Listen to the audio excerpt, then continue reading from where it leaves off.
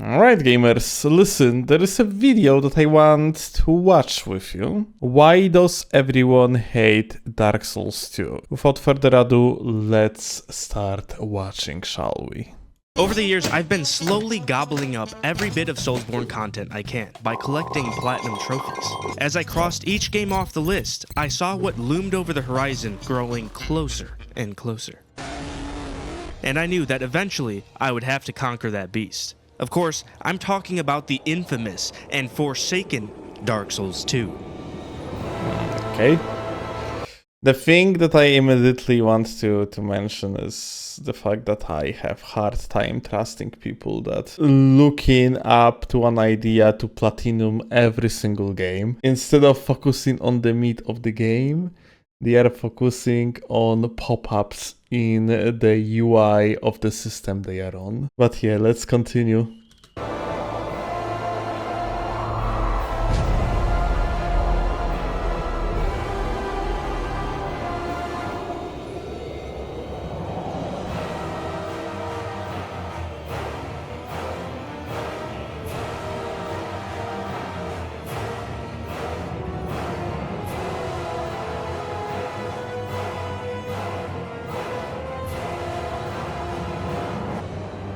Le epic montage. Bro shows Majula without playing Majula's music. That's a big red flag. So since my introduction into the Soulsborne games, which was very late, it has become very clear to me that the community as a whole believes Dark Souls 2 to be the worst of the Souls games. And some even say it's straight up bad. Being the curious person that I am, I tried looking into it, but honestly it was just hard to find a solid answer, or at least one that satisfied me. And watching some gameplay of it doesn't really help. I mean, it just looks like more Dark Souls, which only pushed the question even further. Why do people think Dark Souls 2 is so bad? So to figure out the answer to this question, so we all can understand what's going on, I played the game, and I didn't just play it. I got the MF Platinum Trophy, and this it so doesn't fucking matter. Stop bragging about shit was a grind. I've done literally everything you could possibly do in this game. So it's safe to say that I know this. I bet you fucking didn't. Okay, if he actually got 1,000 wins as an invader to get the Thorns +2, if he did like all the auras in every single multiplayer covenant, if he maxed out every single rat covenant, if he actually like did all of that, then I will actually formally send an apology letter to the gamer, but I am pretty certain he didn't. This game like the back of my nutsack, and finally have the answer to my question, which I'm going to be sharing with you in the form of a massive list. So I would like to start this off by saying that Dark Souls 2 is not just straight up a bad game. Like, it's just not. And I really enjoyed my time playing it. But the rest of the games are better. And throughout my time with Dark Souls 2, the question I found myself constantly asking is why? Like, why did they decide to make some of the changes that they made? That might be a harder question to answer, but the question we can answer is why people don't like this game. And to do that, I'm going to be splitting this video up into 3 sections: new game mechanics, and then large and small scale level design. And for each of these areas, there's both good and bad, but the bad is much bigger. Now, I'm including the good because I have to give this game credit where it's due, because there are some things that this game did that were so good that they kept it moving forward and are now the standards that we know and love today.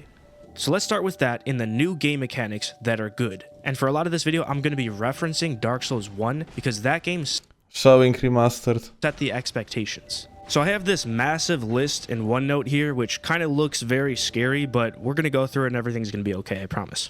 So the first thing we're going to talk about, teleporting between bonfires. This is absolutely awesome, dude. You could teleport between any bonfire you want, assuming you've first activated it, right from the start of the game. In Dark Souls 1, you had to play through like 75% of the game before you could teleport, and even then, it was only possible between select bonfires. So this is a huge upgrade. The next thing is the Estus Flask upgrade system, and this is the same exact system that we have in Elden Ring today. Talking about two types of upgrades for your flask. One that upgrades the number of uses, and one that upgrades the potency of each use. And again, I think this is a huge upgrade over what Dark Souls 1 had, because there was only one upgrade material, and you could either use it to upgrade the potency of the flask, or to upgrade a specific bonfire to give you more flasks. Next thing is dual wielding. We also have this in Elden Ring. You need to have 1.5 times the stat requirements to do this, but I just think it's an absolutely sick addition. Next thing, twin blades.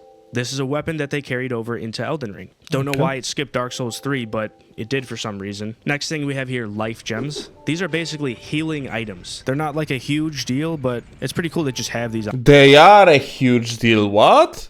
Dude, okay, so here is the thing. Estus Flasks in Dark Souls 2 is very slow, and also it cannot be cancelled by, for example, like walking off the edge. Whereas life gems can be both cancelled by walking off the edge and, well, essentially you can stack them up for one. So you can use one after another and the effect is going to be multiplied. Yeah, they are a big deal. They are like just straight up superior way of healing to the Estus Flasks pretty much in every single way, honestly. Like, maybe besides, like, the speed of the refuel. But it's just so much safer option. It's, like, the fact you have to stand still to use Estus, whereas you won't have to stand still when using other ones, and also you have so much more of the life gems is just crucial. On hand in a pinch. Next thing that we have here is absolutely huge, and I'm talking about stat respec.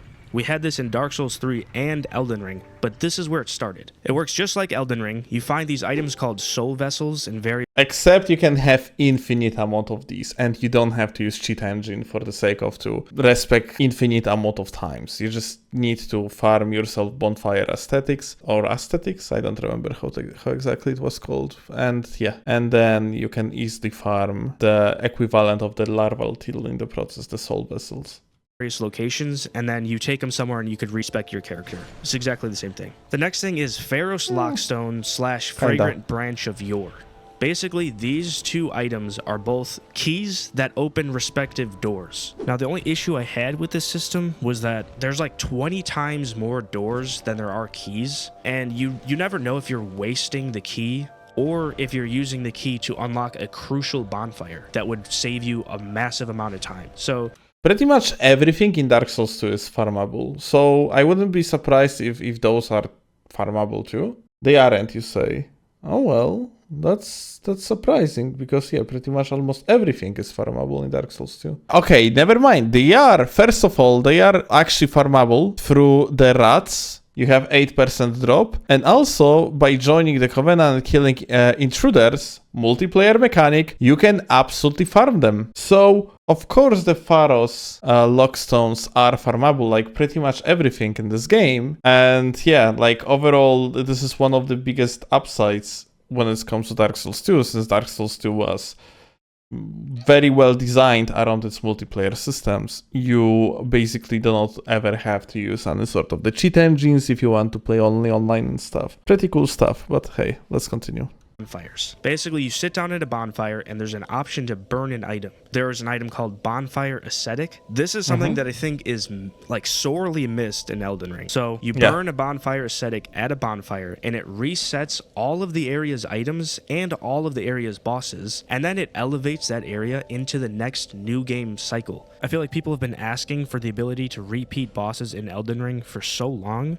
and this honestly would be the perfect solution to that. And this not perfect, but pretty good. Leads me into the next one, which is New Game Plus enhancements. In all the other games, New Game Plus is harder, but it's just because they've raised the numbers of everything. Like, everything does more damage and has more health.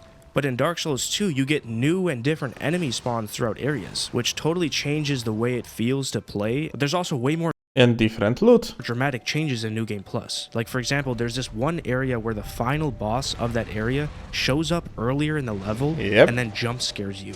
But this only happens on New Game Plus. It's not there in a fresh save. So I feel like Dark Souls 2 is way more dedicated to New Game Plus than any of the other games. Well, it is well spotted. Overall, Dark Souls 2 is focused around you staying with the game. I honestly, like, Dark Souls 2 probably supposed to run as the live service game. Probably could be even initial idea to do it in such way, but they probably didn't have infrastructure to run live service at FromSoftware. But yeah, like legitimately, Dark Souls 2 had a lot of aspects of live service game, and later on you even had freaking live time-gated events that you could get freaking reskins of certain weapons within like a 2 weeks time window. It's pretty funny stuff. And the rest of these are all great, but honestly, they might be a little bit too small to go over right now. Okay, wait, we're gonna go over them anyway. Better critical animations. That's very questionable, not gonna lie. The animation of the criticals was ridiculous in Dark Souls 2. I don't think it was better, it was definitely different though. Inventory looks a bit better, okay.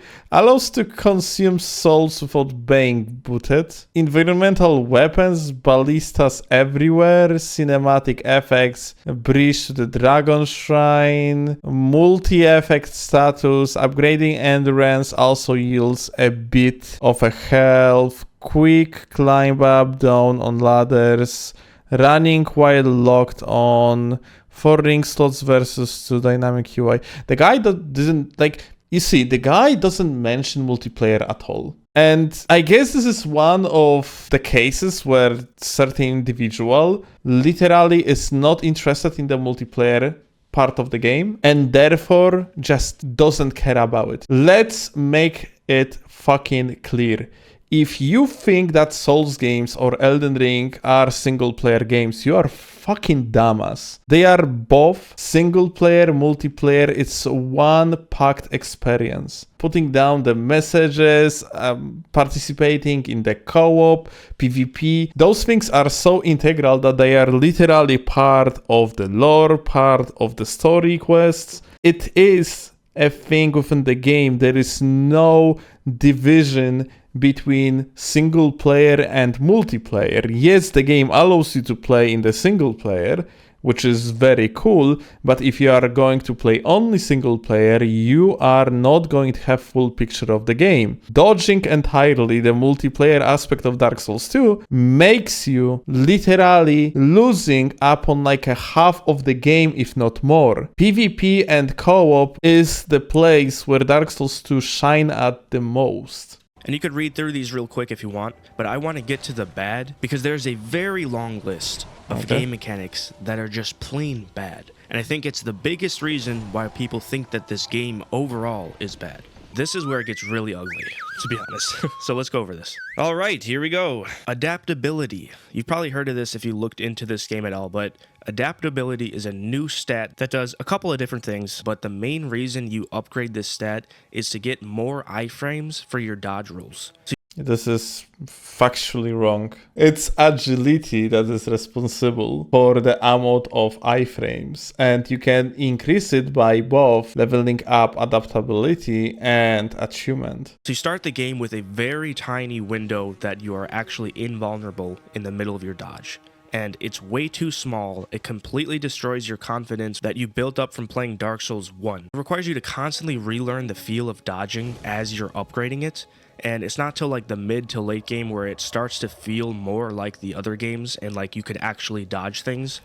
This is actually such a bullshit. If you are simply going to get yourself some adaptability points at the start of the game, gonna get yourself to 96 agility, you pretty much have all good iframes. Like let's make it clear. Let me actually show it real quick. Dark Souls 2. Here we have agility, and on the 96 agility, you have 11 iframes, which is the exact amount what you have on Dark Souls 1. Honestly, you can get that amount of the iframes within like probably first boss or so.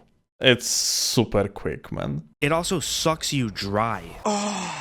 In like a bad way, not a good way. Like, it requires so many souls to get this up to a decent level that Actually, not true. You just feel like you're wasting souls. Like, why couldn't these iframes just be there from the start? Next one here is Vitality. They also had this in Dark Souls 3. I don't know why they decided to continue with this. It's just dumb to have a stat completely dedicated to equip load. It just, again, sucks you dry. Here's one that's really stupid and dumb. Your health declines every time you die, and then it bottoms at 50%. And this is kind of like Demon Souls, but it's not as bad because in Demon Souls, the only way to get this back was to kill a boss. Whereas in Dark Souls 2, you can just use an item to get it back, but... Wait. Repeat.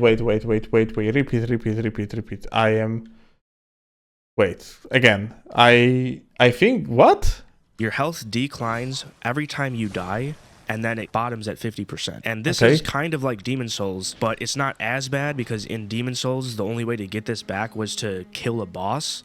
No? You had like literally a fucking item for that? No? You could win the multiplayer match? You could invade and just kill someone to get it back too? So yeah, this is just not factual. Whereas in Dark Souls 2, you can just use an item to get it back. But the reason why you don't want to do that is because the item you use is a human effigy, which is like the multiplayer item of this game. What? And there's so many other uses, and it's such a very limited item that it's just really not a good idea to be spamming these effigies every time your health starts declining. So I mean, you can use the ring that caps your HP at like 75% or 80% max. You basically just deal with the health debuff. You could also use a ring that raises the floor to 75%, and I think it was 80 though. You're just going to have this on all the time, so you basically have 3 ring slots instead of 4. I also feel like this is completely contradictory to the entire like philosophy of all of the Soulsborne games. The games are challenging and they're hard, but the whole like vibe of the game is that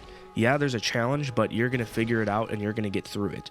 Whereas this game tells you, hey, like, you're having a hard time figuring it out, so we're going to increase the challenge for you. Dude, if something is, like in every freaking Souls game, if something is too hard for you, gotta have to farm. And how we are farming effigies in this game? Let's actually look it up. Okay, so human effigy can be bought at certain spots, sure. Human effigy also being dropped by certain mobs and stuff. Another way to become human without the human effigy is to assist other players in their worlds by being summoned as a phantom or a shade. You will need to fully assist the host before becoming human by either killing a boss or phantom or by helping blah blah blah blah. Okay. Also seems to occur after killing the owner of the world after being summoned by bellkeepers or dragonite. Okay. Oh, I actually reminded myself something. Right, look. If you wish to bypass the penalty of losing human effigies, you can simply equip the Ring of Life Protection and Ring of the Soul Protection. By doing so, you can now die and keep all your souls and your state of humanity without using the effigy. Another way to actually maintain it, the guy just didn't interact with the entire game like he said. Like, that just makes 0 sense. Okay, so now we're getting to the stamina system, and there's a whole bunch of changes, and they all suck. So going into negative, this works the same as in all of the other games, except for you're penalized for doing it in this game, which makes no sense. If you don't know what going into negative stamina means, it's just when you perform an action that consumes more stamina than you have left in the bar. So like if you put this in terms of numbers, let's say you have 5 stamina units left in the bar, and then you perform an attack that costs 10. Well, now you're at -5. Now you have to recover that -5 to get to 0 before you could start recovering the bar that you actually see. In Dark I don't think so that's the case. I think there is like just a cooldown and that's it. Souls 2, you're penalized for doing this, and one of the things that happens is it reduces the damage and speed of your attack. I just think that this is really dumb because there was already a trade-off for going into negative stamina in these games, and having this extra damage reduction is actually a double penalty, because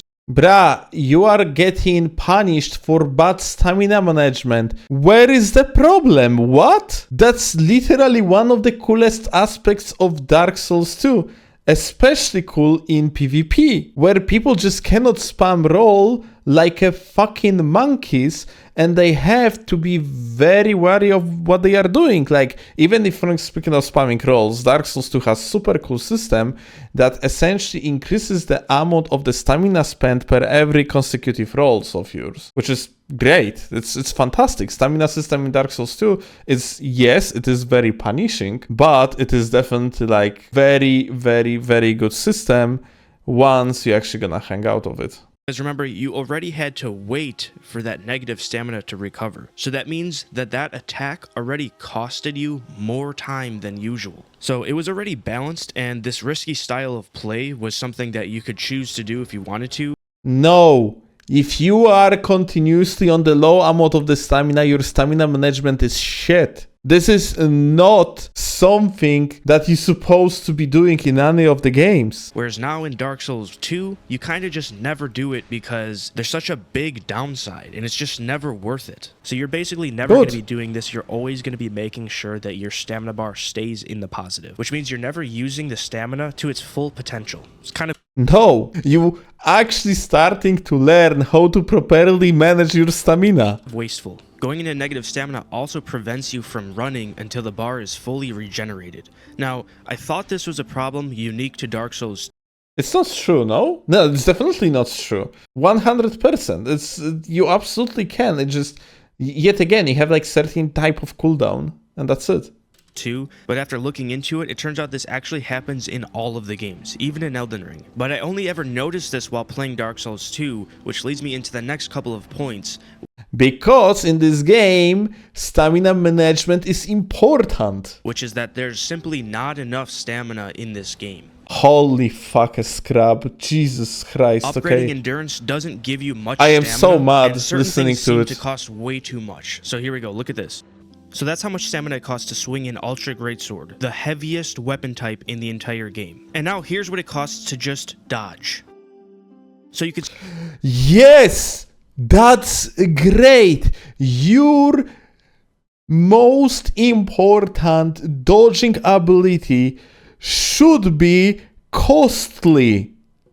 See, dodging is basically like swinging around an Ultra Greatsword. And this is on New Game Plus after upgrading the shit out of endurance. So you're not going to be dodging much because it's going to cost half of your stamina bar. Guess what? The fundamentals of Souls games are spacing and timing. If you are going to play up to fundies and essentially space your shit, you are not going to have to use your stamina that much.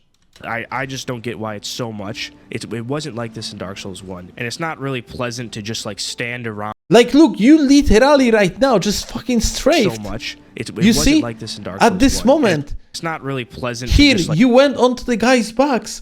That was the moment where you actually like freaking didn't have to use your stamina at all. And by understanding the moveset of the bosses, you will be able to strafe and space around way better, which means that you're gonna have more stamina for the aggressive actions. Like stand around in boss fights all the time just waiting for your stamina to recharge. I used the stamina regen ring and it still was like not like helping enough. It's not good. This next one, conditional weapon damage.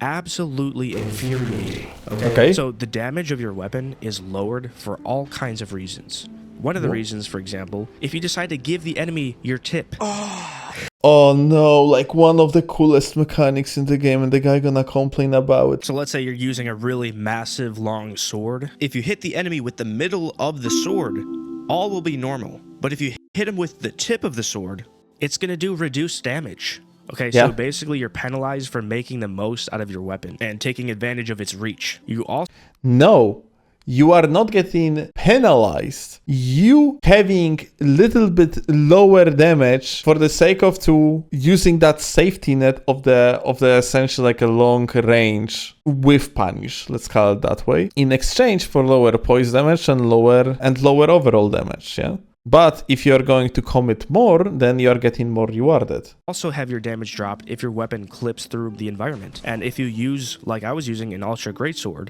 or any other large Greatsword, that's just constantly happening. Like, It's unavoidable most of the time you're playing these games. It also seems to happen when you clip through multiple enemies. So you think you're all bad, you're gonna like swipe through 5 enemies at once, take them all out in one move, but no, that's not gonna happen. Instead, your damage diminishes with each enemy. There's also like undetermined sources of damage drops. Watch this clip right here. I'm using the same moveset of the Ultra Greatsword. It's a...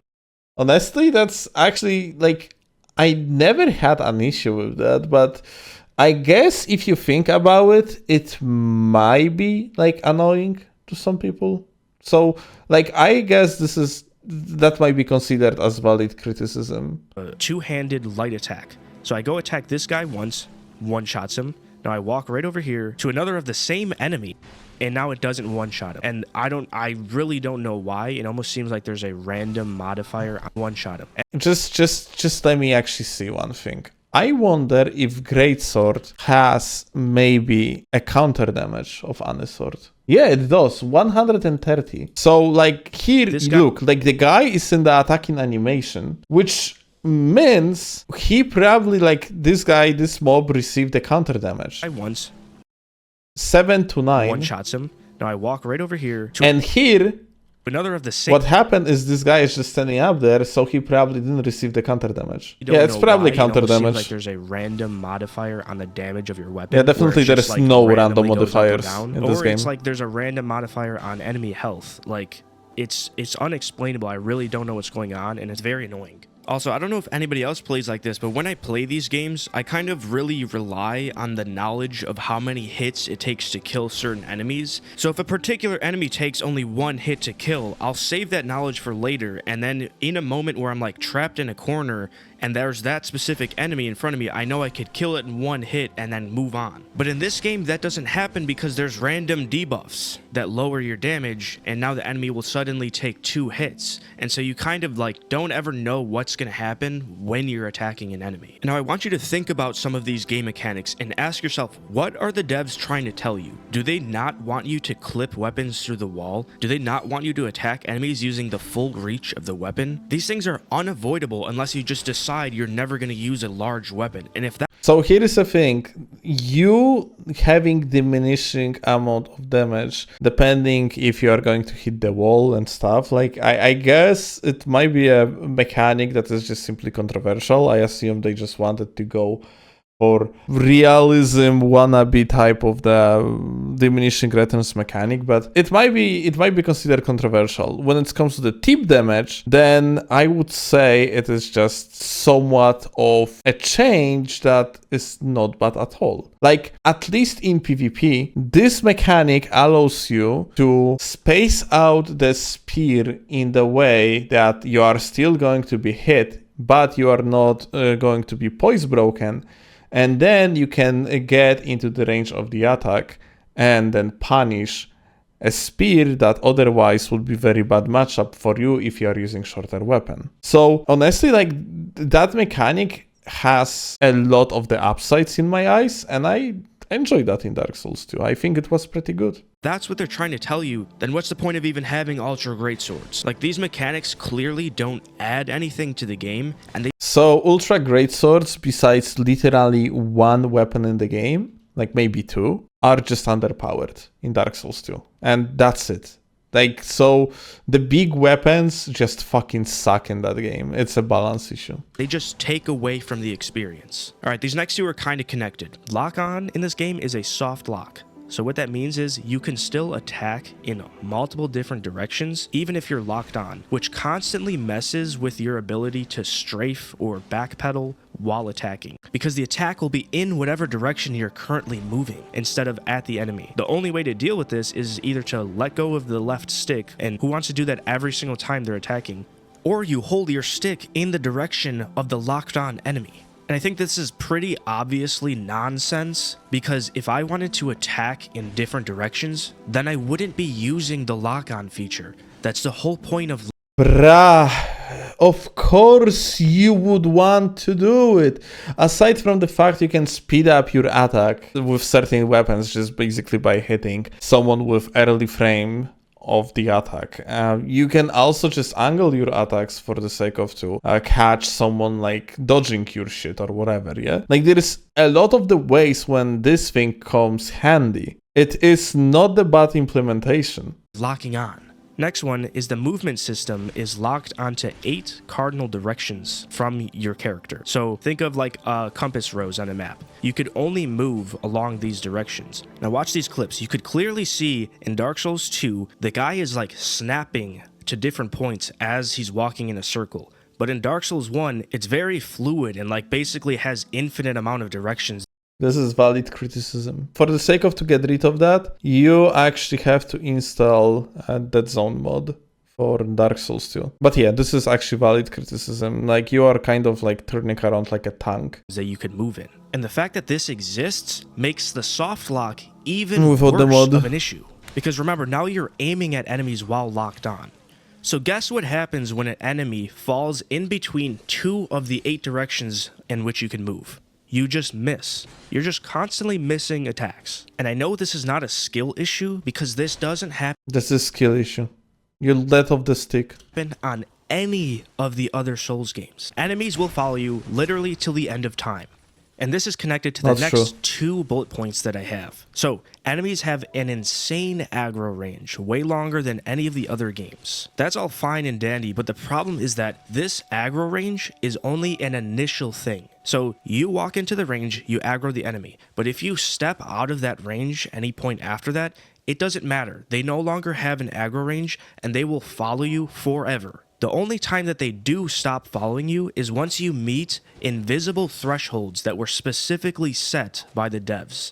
And now this ties into the next part, which is that animations are... That's very funny, like he says that, because there is literally a trick on this exact location that makes enemies lose aggro. When he's going to get to almost the end of the bridge, you can jump onto the platform on the right side, and enemies simply gonna stop chasing you soon after. Are only partially covered with iframes. So this is a scenario that happens all the time. You run past a bunch of enemies to retry a boss. You aggro the entire area because they all could see you from miles away. All 30 of these enemies follow you despite your increasing distance. And then once you get to the fog gate and try to cross through it, you get ganked and insta-killed. Because you're not protected during this animation. You're just stuck, but completely vulnerable. Good! Literally one of the best implementations in Dark Souls 2. Yes, you literally have to properly maneuver your enemies out for the sake of to get through the fog gate. On top of that, in the multiplayer, people that run to the fog gate have to gain enough distance, otherwise they're gonna get backstabbed and yeeted out of the fog well. One of the best implementations Dark Souls 2 did. Some people might like it, some people might not like it, but people that don't like it just want the convenience, in my eyes, and that's it. For them, I want it back, yeah, me too. The same thing goes for other things like chests, doors, and levers. Chests will take like 3 times as long to open in this game as all of the other games, and you could just get hit during it. And now for doors, what I'm talking about here is not doors that have like a key to open or like doors that unlock a shortcut. What I'm talking about are just plain old regular doors that are everywhere, and they're there. I guess it might be considered as valid criticism. Yeah, the animations takes a while to complete in Dark Souls 2. Just to slow you down. They're literally like speed bumps on the road. The door opening animation is slow, and again, you could get hit during it. And then to top it off, all of these doors will close again once you reset the area. So you have to open them every time you go through these areas. Well, since he actually only listed the downside of these, like in comparison to other games, I'm gonna list one upside. You can open and close the doors. Not only as a host, you can do that also as invader.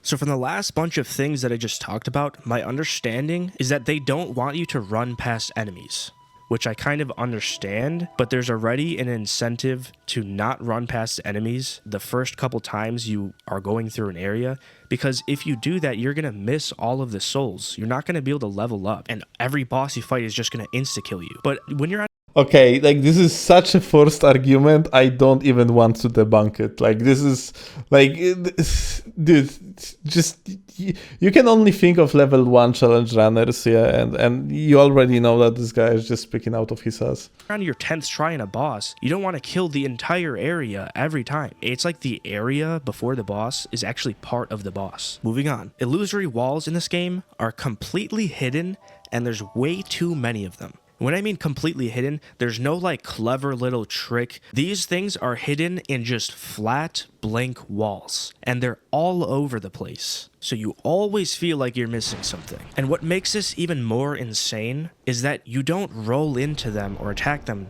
to open them. You just press X. So you're telling me I gotta walk around the entire game just spamming X on every single wall, no matter if it looks like there's an illusory wall? No, you can utilize one of the base systems of the game called messages that you literally see here on the fucking ground. You literally have it said, read a message that other players leave for the sake of, so you can find walls of this type for one. Game just spamming X on every single wall, no matter if it looks like there's an illusory wall there or not. And also, some of these hide really big, crucial bonfires. Like a bonfire that would save you a huge amount of time. So the illusory wall system in this game is just not good at all. And that feeling of like finding a special, cool secret is just completely gone with them.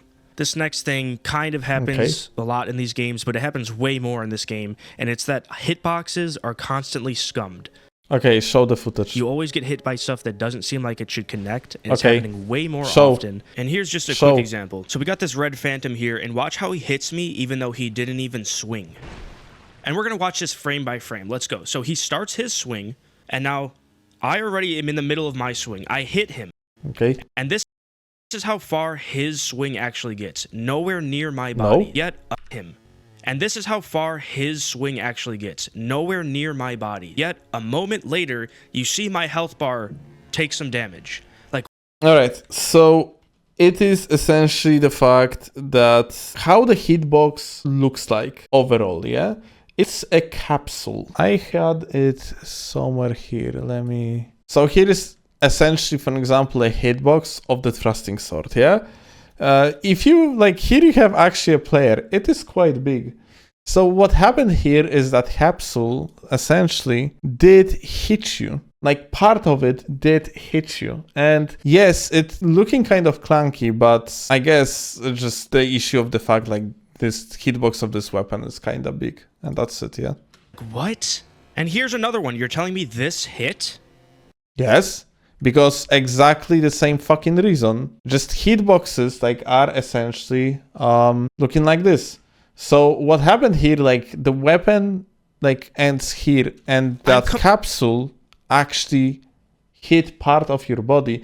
Aside of that, like the hitbox of your character is also a little bit bigger. This is actually something that would happen in another Souls game. Completely clear. All right, moving on to the Estus Flask. Healing in this game takes way too long. This game is generally faster paced than Dark Souls 1, yet healing...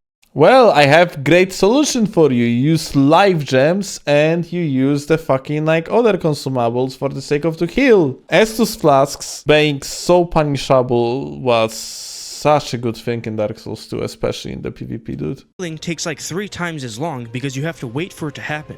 It isn't an instant heal. It isn't even like a fast heal. It's like this slow regeneration.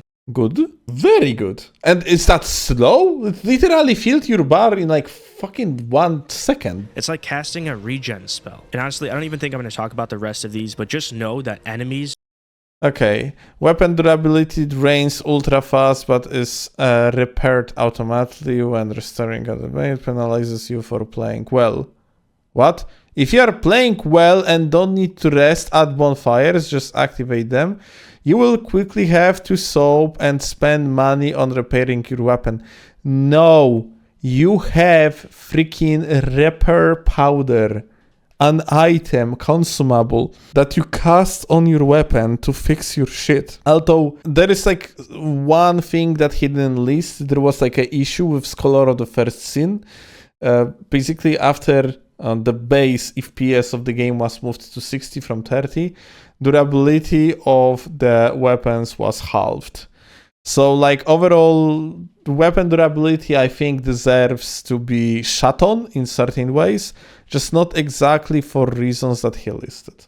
Don't respawn infinitely, and you can't farm them unless you join a specific covenant. You cannot properly design your game in case if someone just can easily farm the shit out of every single level and that's it. If they want to continue farming, they gotta have to join the Covenant. Covenants being very important part of Dark Souls 2, which is going to increase difficulty of the game overall because enemies are harder when you're going to join the Covenant of Champions. That's the Covenant that makes it so you have essentially infinite spawns of the enemies in the world. Or you could use the bonfire aesthetic for the sake of to respawn your enemies in the area, which also gonna make them harder, just not as hard as with the Covenant of Champions. And he lists here that can join a Covenant to stop this from happening, but that's dumb. Why? Why it is dumb? Why utilizing the base fucking mechanic of the game, the Covenant, which you have many of them in this game, something that you're supposed to be using, like you're supposed to be participating in, especially when you are completionist, like you said, and you fucking figure out 100% of the game, hell yeah. Bruh, like this is the ridiculous argument. What you mean that's dumb? That's not dumb, that's base of the game, dude. Like that's a thing. All right, that was quite a lot, and a lot of those things might be kind of nitpicky. Yeah, there, but let me see again. What is that? Limited infusions, no heavy. I don't understand. What is that? Camera control is awkward.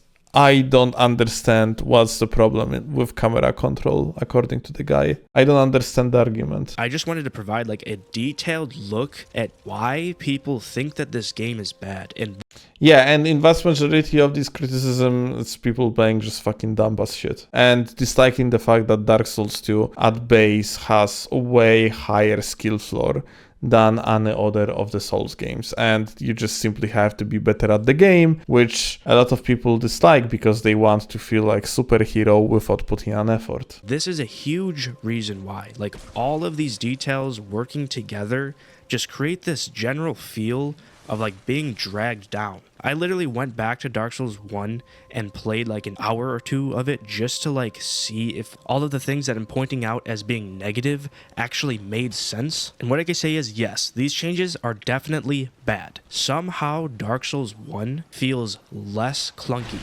And so that concludes this section of all these detailed like new game mechanics. Okay, I'm actually gonna keep you here for a second. Think about Dark Souls 2 versus Dark Souls 1. Whereas I think Dark Souls 1 is a great game, I honestly think that Dark Souls 2 is absolutely not bad mechanically. It is more like tanky in the meaning that you actually move slower, you have to put a lot of effort into your moves. Like for example, if you want to do 180 roll attack, what you have to do is you have to roll, wait few milliseconds, then click R1 and then start turning around, or differently, even start turning around first and then click R1. So like you actually have to put more effort into the movements, and I think like I'm going to even turn on Dark Souls 2 in the background to be able to show what I'm talking about here, yeah? So I roll and I hold analog in the opposite direction of the roll and I click R1. As you can see, I barely do any move, yeah? And this is something how it works normally, and people would immediately think, okay, game clunky and shit, and I can understand that somewhat, but it's not like you cannot do 180 roll, yeah? You can do roll, and by properly waiting, you can do like a full 180, as you can see, by just like properly managing your timings and the motion of the character. Like the same goes, for example, for backsteps, yeah? Like on the backsteps, you can, let's say, do like backstep, and if you try to do 180 after the backstep, you pretty much doing like very small angle, but if you're gonna wait long enough, you're gonna do like a full 180. Furthermore, if you're gonna block, you can do it even easier.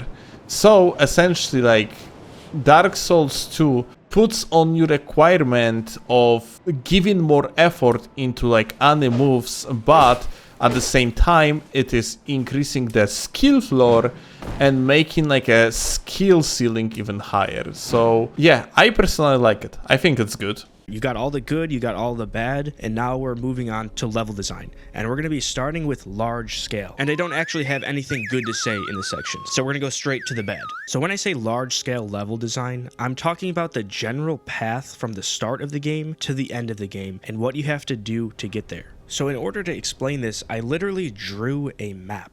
Like, this is a very oversimplified map of the world. And I'm going to quickly run you through the path that you take from start to finish, because I think it's extremely chaotic. And while I'm going through this, I want you to think about Dark Souls 1 and how that game is always praised for having such a good level design with very intricate connection points between areas and just the general flow. And then compare that to what I'm about to go through. The way that this map is laid out is you have Majula, which is the hub world, and it's sort of like the center of this entire world. And then you have all of these paths that branch off from the main hub world. So the first thing we're going to talk about is the goal of the entire first half of the game, which is to go to these 4 locations and collect the 4 Old One's souls from the 4 bosses at the end of each of these areas. Each location is also a dead end with a teleport point back to Majula. So you start in this area, you go through the whole tutorial, and then you walk down this path and you finally arrive in Majula. Now you might have noticed I have these numbers at each of the paths. And so these numbers are indicating the most appropriate order of progression, at least based on the scaling of the enemies in that area. So this means that ideally you would start with path 1. But if you've noticed, I have this gray squiggly cloud here at path 1. And what I'm saying with this is that this path is sort of hidden. And I'll show you what I mean in the game. You walk into Majula and your gaze is automatically drawn up to this tower and off towards the left towards the rest of the area. But then the area that you should probably go down first is hidden behind a brick wall and a little narrow path on the edge of a cliff. I think this is valid criticism. Overall, I think like PvE of this game is not that amazingly designed. I mean, it is kind of nitpicky, but at the same time, I think like, you know, this is true that the game doesn't scream at you, hey, this is the path you're supposed to follow first. Now, something that level designers do is they put in subtle features that grab your attention and then lead you where they want you to go. A lot of like PlayStation games do this by putting yellow paint, which is honestly a bit too in your face. But even if we look at Dark Souls 1, the entire Blighttown area has the ladders cleverly indicated with torches. And this is just an example of how level designers lead players. But the point I'm trying to make is that Dark Souls 2 presents you with Majula right off the bat and all these branching dead-end paths, yet they don't really tell you which one you should go down first. Now, even if you do find path 1 first, you still don't know which path is number 2. And then after that, which one is number 3. So you're going to be doing a lot of jumping back and forth between each of these paths when you realize you're actually under-leveled. Yes, there's plenty of times in all of the games where you find an area that you are under-leveled for.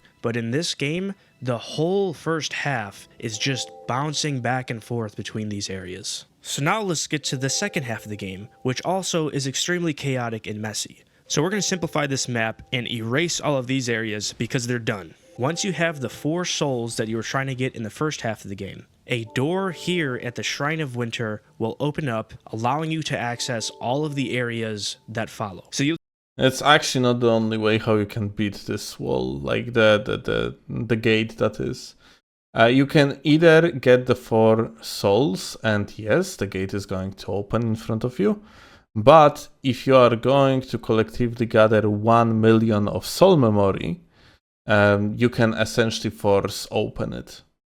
You'll take this path all the way through to the Undead Crypt, at the end of which you get an item called the King's Ring. What the King's Ring does is it opens up these 3 purple doors. Now, the first King's door you're probably going to go to is this one, because not only is it the most recent one you found, but it's right next to a bonfire that you'll use quite a lot. These other 2 doors you don't even know exist anymore because it's been 20 hours since you saw them. So you go back to this door and then you access the Throne of Want. Now this area is just a boss room. There's nothing else to do here besides walk up to a fog gate and then go kill a boss. So that's what you do. You kill boss number 1 in this area. Now you see there's boss number 2 written here, but that's not for now, that's for later. So after you kill this boss, nothing happens. And so now you're wondering, okay, what do I do now? Like, this was a cool optional boss. It's not an optional boss, but it feels like that. So the remainder of the game goes like this. You go through this king's door, you go all the way up to the dragon shrine, talk to this humongous dragon, and he gives you an item called the Ashen Mist Heart. So now that you have the Ashen Mist Heart, you have access to giants' memories through trees that look like this. The memory is basically a small linear area with some minor challenges, and then once you get to the end, it transports you back. There's multiple giants memories, but the only one that's mandatory is the one that's behind another king's door, all the way back in the first area of the game. Once you get inside, there's a short path up to another boss called Giant Lord. And this boss absolutely sucks. It's a giant jammed into a corner with absolutely no room to do anything. This is a mandatory boss. This experience is mandatory. Once you kill this guy, though, I don't understand the complaint. you get an item called the Giant's Kinship. And now because you have this item in your inventory, the Throne of Want area is just gonna have the final boss in it. Like, the final boss is just gonna be here now. I don't know why you would even think to go back to this area, because again, you probably thought it was an optional area. To help explain why this is extremely dumb, let's look at Elden Ring and the area where you fight Morgott. You fight Morgott, then there's a locked door, you go get the key, and then you come back, and then you fight the final boss. Elden Ring definitely did it better. Overall, I think, like, yeah, Dark Souls 2 PvE-wise is very flawed. So yeah, like, I think this is valid criticism, at least to some extent. I don't think, like, attaching to an idea that player definitely thought that the duo in the Throne of Want is optional boss or whatever, but I think it is valid. Now imagine if it was like this. You walk up to the Erd Tree, you see the locked door, you go get the key, you come back, and then you find Morgott and kill him. Then you go play a bunch of the rest of the game, you find an item, and then Radagon is just here now. And that's exactly what they did in Dark Souls 2. Like, it's so obvious to me that this door should have just been locked until you got the Giant's Kinship, and then you could do a double boss to finish the game. Or if they Yeah, I mean, he probably is right here. Yeah, I probably agree with it. didn't want to do a double boss, they could have done 2 locked doors. One you open up with the King's Ring, and then one you open up with the Giant's Kinship. So after explaining that whole path from the start to the end of the game, you can see how the progression is just all over the place. And this just doesn't feel great coming from Dark Souls 1, where the progression was much more linear, where you started in one area and then there was a boss. You kill the boss and then you get to the next area where there's another boss, and then you keep on going from area to area, and there might be multiple routes along the way, but you eventually end up at the final area of the game. For literally all of the other games, there was never a point where I had to like stop and look up a guide because I didn't know what to do. But for this game, I had to, because the progression path is like following a noodle through a plate of spaghetti, with 2 fat meatballs and a sausage on top in the shape of a cock and balls as an FU. And now we're going to move to the small scale level design, which is an area where I'll actually have some more good things to say. I could honestly go through each of the areas in this game and have a lot to say about each of them, but I'm just going to pick examples that I feel like reflect the game as a whole. So the first good thing I have to say is that I think it's really cool that Majula is actually integrated into the world, just like Firelink Shrine was in Dark Souls 1, whereas the hub worlds in all of the other games are kind of just off in some limbo. And the other thing that I'll say about Majula is that it's probably my favorite hub world of any of the games. I'm actually going to show you something interesting about Majula. You see, the reason why it is literally the best hub in any of the Souls games is related to the fact that it's also the only hub that has this. Here you go. Show me any other hub in other Souls games that has freaking invisible rocks. I dare you. I double dare you. None have it. The best AFK spot in the game. Also, look how your character wiggles when you are entering the status menu. Pretty good. The vibe and the music in that place is just impeccable. And honestly, it's probably the best part of Dark Souls 2. The area is somehow both comforting yet melancholic, and I was always happy to return there after defeating a big boss. There is some pretty epic scenery in this game and art design. Like, the intro to Drangleic Castle is just sick, and somehow it reminds me of one of the scenes from Star Wars. I actually really dislike the fact that the rain sound is very, very muted, let's call it that way. It's hard to hear, like it's raining heavily here, but it's hard to tell it is raining at all by the sound itself. And it annoys me because I love good rain effects, rain sound effects in Souls, in any games, like, period. Because of the dark, moody, nighttime vibe and the rain coming down. It's very unique amongst all the games. Next one is Dragon Shrine. This place felt intense, like you're up in the sky walking between these floating islands. You're crossing long, narrow rope bridges. There's dragons flying everywhere, wind whipping around, and then you get to this castle at the top, and all the way at the back of the castle there's this massive, like, ancient dragon just ominously waiting for you. It was just a really cool area with some dope scenery. And honestly, I didn't even talk about the DLCs yet, but because I was playing the Scholar of the First Sin edition, which is kind of like a soft remaster, I got access to all of the DLCs, and honestly, I think these are some of the best areas in the game. Next thing is there's one specific boss where they did something that I've never seen before. The Flexile Sentry boss, you fight inside of a pirate ship. That alone is sick. Over the course of the fight, the pirate ship is slowly sinking, and the boss room is filling up with water. And once it fills to a certain point, the boss gets way harder because you become really slow. And I just thought this was like a really cool idea. And that's it. That's all I got to say about the good. And now we're on to the bad. So now I'm going to talk about the design philosophy for many of the areas in the game. It's almost like their template for every area is like an Indiana Jones booby trap dungeon. Like, think of Sen's Fortress from Dark Souls 1, and imagine if they tried to replicate that over and over again with like a different style every time. That's what a lot of these areas are. So you're considering the fact that Souls games are dungeon crawlers, kind of, where is an issue? Constantly being like ambushed and like tricked every time you take a step. And I know, yeah, like, when are you gonna start listing the bad parts then? all the other games have their fair share of being ambushed, but this is like a new level. It's just all that happens the whole time you play. And now this game does have really good areas, like the Forest of Fallen Giants. Here on the left side there is going to be a trap, and NPC just gonna attack you. I think is a really solid area and it's fun to play. Oh, but then you go from something like that to the Shrine of Amana. This Okay, alright. I kind of agree though. Like, that area is quite hated, and I think it's a valid criticism. I personally can just run through it without any issue at all, but I played through Dark Souls 2 so many times, and that's why. But yeah, it's this area probably sucks to many people. I also don't like it like that much. Yeah, I just ran through it. area is the single most awful area I've ever played in any Souls game, including the Poison World in Demon Souls. It's dark as hell and covered in water. This makes you really slow, you dodge slow, you can't see the floor through the water, but there's holes everywhere where you could fall and die. Look at this, you can't see anything. You literally can see it. Like, I can spot this line without any issue whatsoever. I assume it is like, it might be dependent on your like settings of the monitor and stuff, but I can see it quite clearly. There's enemies hidden beneath the water level that you can't see, and they're everywhere.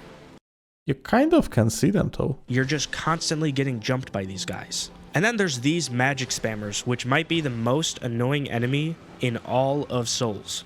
They probably are. Like, the projectile is super long ranged and also homing, so yeah, like, I kind of agree on this mob. Yeah. The reason why these guys are so annoying is because they have an insane aggro range, which we talked about before, but they shoot this homing missile at you, which does way too much damage. It's like if I was somehow able to snipe you from the other side of the map, but then I'm dealing like great axe damage. Like, that's what's going on here, and these little wizards are all over the place. At any given point in time in this area, you got 2 or 3 of these homing missiles coming at you while you're trying to attack 2 guys that you didn't see under the water. Also, while not being able to run at full speed. Now, factor in all of the dumb mechanics that I was talking about in the first part of this video, this area is a nightmare. And then you also got areas like the Black Gulch, which is just a lane of hundreds of poison spitters. There's also enemies popping out of the ground, out of the walls, and then an invader Like, on the footage, it's looking fucking ridiculous, not gonna lie. shows up, and you're supposed to fight him No, you're not supposed to fight. Amidst a poison dart field. And the only bonfire in the area that makes this easier is only accessible if you have one of those key items that we were talking about earlier. And It's... like I said with the I'm not sure if that's not only Scholar of the First Sin thing. Maybe not. Forest of Fallen Giants, there are areas that are really good, but there's always just something about them that has to come in and ruin it. For example, Earthen Peak is actually really fun. It's a really cool area, but the way the last boss is handled just sucks. So you have this bonfire that's right above the boss room. And by the way, it's behind an invisible wall that you just have to click X on to open it up. So you drop down, and then there's these two guys guarding the hallway to the fog gate. You could run past them, but there's a very good chance that while you're trying to cross through the fog gate, you're going to get smacked. Skill issue. So you're going to start the You boss can maneuver with them already easily. half health. Then once you get into the room, the entire room is covered in poison, which Yeah, it's covered in poison until you actually get rid of the poison. Either he is just pretending that he doesn't know it just to hit us with it later in the video, explaining that this is a dumb mechanic, which I am going to disagree with, or he literally didn't know. Let's see. not only poisons you, but heals the boss. But you can make this easier by removing the poison. And do you want to know how ridiculous this is? So this is how you remove the poison. You go back to a previous bonfire in the area. And then you go off the beaten path to this little cliff edge where there's this windmill. And now what do? You light the windmill on fire. Like, what? Windmills are not a thing in this reality that you light on fire. There's no reason why I should ever think, hey, I'm gonna go light this windmill on fire. Why? I don't get it. This argument is absurd. It's just a puzzle within the game. So that clears the poison out of the boss room. It doesn't actually clear all the poison. It only clears some of it. And that makes the boss fight actually feasible. The game being super cryptic is kind of sample of Souls games, and it's kind of like, you know, complaining about Souls games being Souls games. So I don't know, like, I guess, like, it might be considered partially as valid, and at the same time, I personally wouldn't criticize the game for this thing in particular if I would want to make a list of things that I didn't like about Dark Souls 2. After this boss fight, you go to an empty room where there's an elevator. The elevator goes up. And by the way, this is an image of the area. So as you're riding this elevator up, you're just thinking, hey, I'm going to like the next section of this tower. Like I'm going up to the top level now. Do you want to know what happens? The elevator takes you up out of the tower and into a land of volcanoes and lava. So there is no way you can defend this in any way, shape, or form. Yeah, the connection with the Iron Keep is ridiculous. You're telling me that this lava pool is floating above the tower? Why wasn't it visible from the ground? Like, these areas are just completely disconnected, and it's very random. Another way that areas are spoiled is by complete, like, nonsensical interior designs. Let's look at Drenglich Castle. You walk into this grand front entrance hall with a double staircase leading upwards. This staircase leads to a throne room and nothing else. And the main path is actually going around the stairs, through the back, dropping down into the basement, and then finding a bonfire there. Then you... Okay, so worth to mention, this thing here is absolutely not nothing else. What we can get here is one of the best rings in the game. It is Ring of Blades +2. I think you can actually get it through the bonfire aesthetic and going through to the NG+.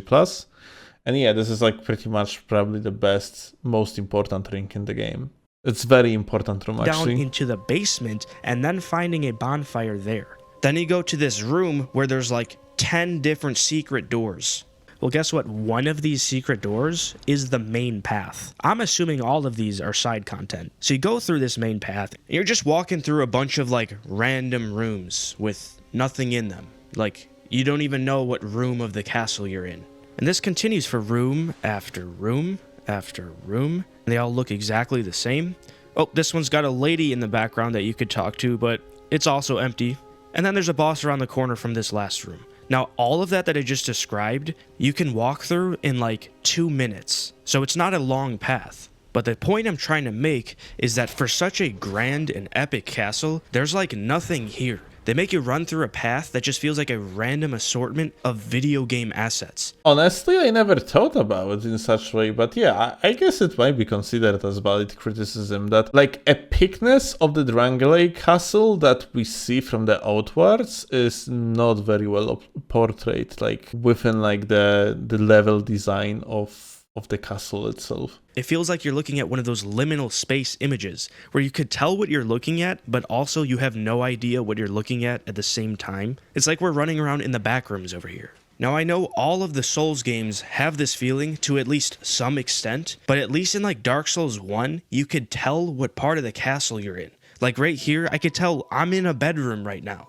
It's not just a room with brick walls. Yeah, this is also like very valid criticism. The level design of Dark Souls 2 is overall very video game-ish. Like those very often are just levels of the game, focused mostly on the mechanics. Like it's just like dungeon crawler room with dungeon crawlerish mechanics that you have to beat. Whereas storytelling through environment in Dark Souls 2 is just simply not that good, I would say. Like there are like moments where storytelling through environment might be good in Dark Souls 2, but overall I would say other games do it better. Alright, we're reaching the end of the video here, and the last thing I want to talk about is the torch mechanic and the levels that they designed based around it. They introduced this torch mechanic to you like right away, like it's a big part of the tutorial. So you're thinking, oh, okay, this is going to be a big part of this game. No, there's only 2 areas of the game that were actually designed around the torch mechanic. And when I say designed around the torch, what I mean is that it's part of the level to go through and light all of these standing torches so that you can see and figure out how to get through it. Now, like many of the other areas, okay, he didn't mention something important here. Like it's by lighting up all these torches here for one, you actually get an NPC invasion. And it happens in few other locations too. And on top of that, like in the Black Gulch, you use these fire stands for the sake of to actually see for one. And it's also an important aspect of the game, I would say. I kind of don't know why this criticism is here. I think like this mechanic is important. Areas in this game. These 2 areas are both designed so that you can get jumped, mugged, ambushed, sucker punched, and every type of surprise attack known to man. And okay, so you are back to listing positives, yes? it happens in the dark. And I didn't really go over how this works exactly yet, but the torch in this game is not like a weapon that you could equip in one of your hand slots. It's just always on you, and you can only access it by going up to a fire source and then using the prompt to light it. Now, I could talk about the part where the... Wait. Did I miss what he just said? One of your hand slots. It's just always on you, and you can only access it by going up to a fire source and then using the prompt to light it. Actually not true, you have literally a consumable that light up the torch. Now, I could talk about the part where the torch forces you into a one-handed moveset, which, again, sucks for large weapons because they clip through the environment. Your weapon sucks nonetheless. UGSs, besides Fume and Ivory one, are dog shit. And then get a damage debuff. But that would trigger a primal rage from somewhere deep inside of you. So we're just going to focus on the fact that the torch mechanic doesn't even know what it wants to be. What I mean is that navigating a dark and spooky environment with all kinds of booby traps and ambushes is something that you're going to be doing slowly. It's a very deliberate and strategic style of play. And that would be fine if the torch didn't have a timer. If you pop open your inventory, there is literally a timer for how long you could use a torch. Once it runs out, you have to wait for RNG to spawn another one on one of these enemy drops. Yeah, I guess it's valid criticism. Like, it's kind of pointless that the torches are limited in that game, honestly. At the same time, though, I literally never ran out of the timer. So the game is telling you both to be slow and deliberate and to be fast and uncalculated at the same time, which is so on brand for this game because it makes no sense.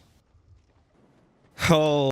I actually want to mention something quite important. Why torches are such an important part of the game. I want you to look at the lighting here, yeah? Essentially, Dark Souls 2 was designed as a game with dynamic lighting. You see how everything is incredibly dark and stuff? Yeah, it's because they actually dropped the main thing about the game overall. Like that was the main visual appeal of Dark Souls 2. That's why Dark Souls 2 overall looks so fucking ugly. It's supposed to be designed with an idea of dynamic shadows. You can see on, for example, here, yeah? This is like very early, very early version of the game.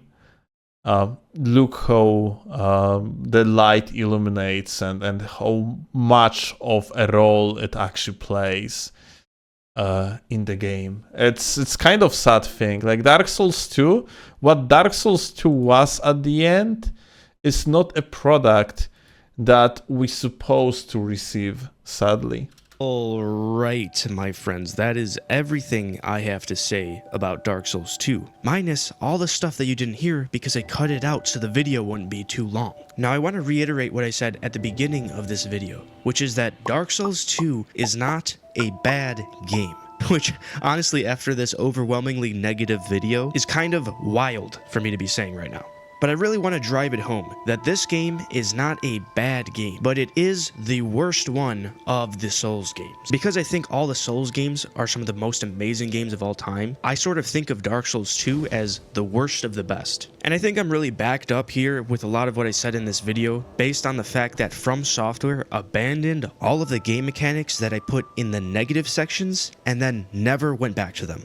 So there you have it. There's a really detailed look at why Dark Souls 2 receives all of the hate that it does. The only thing I have to say, like as I mentioned before, the guy didn't like look into every single corner of that game. He didn't mention anything about covenants. He didn't mention anything about essentially post-game in general, unless like we're gonna talk about NG Plus and we're gonna consider NG Plus as a post game. But realistically, he essentially missed a huge part of the game, a very good part of this game, which essentially are multiplayer segments of it. All right, thank you a lot, Mr. Joe Gela. Was a good video. I disagreed with plenty. Like actually, so here is the thing. The segments of the video that are related to the mechanics, I think this is like there's a lot of the nitpicking in there. I think a lot of things he actually misunderstood. I think he didn't utilize a lot of the mechanics of the game.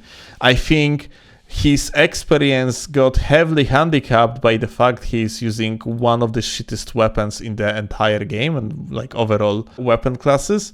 I think he's overconfident because he's a freaking trophy hunter, which essentially, you know, trophy hunters are people that cannot be trusted. And I think this video... Okay, listen, I'm kidding, okay? I don't like personally trophy hunting. I am not doing it. I can understand somewhat people that do that, but like, this is like perfect example, yeah? This guy thinks that he actually understands the game through and through because he got platinum, and realistically, he didn't touch even a single multiplayer element of the game, or at least he didn't mention any of them in his essay here. So in my opinion, this is like a huge missed opportunity on actually exploring the best part of Dark Souls 2, which are the mechanics that guarantee the longevity of the title. Nonetheless, I enjoyed my time watching the video, so hey, thanks a lot for the great vid, and yeah, GG.